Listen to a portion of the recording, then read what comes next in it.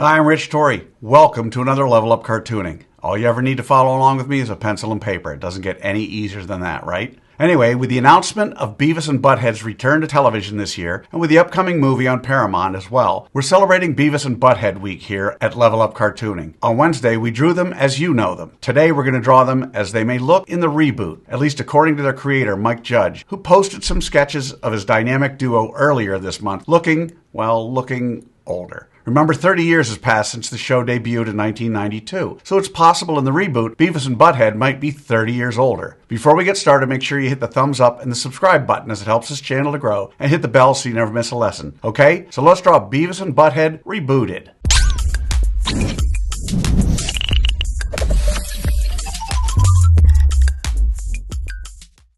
We're going to draw our aging headbangers step by step, giving you the secret formula to be able to draw them again and again. If you've watched any of my other videos, you know I normally use the character's head to figure out how big the entire character is. In this drawing, middle-aged Beavis and Butt-Head are 3 heads tall. In other words, however tall their very big heads are, their entire bodies are roughly 3 of those. Okay, so let's start with a roadmap for Beavis and Butt-Head rebooted.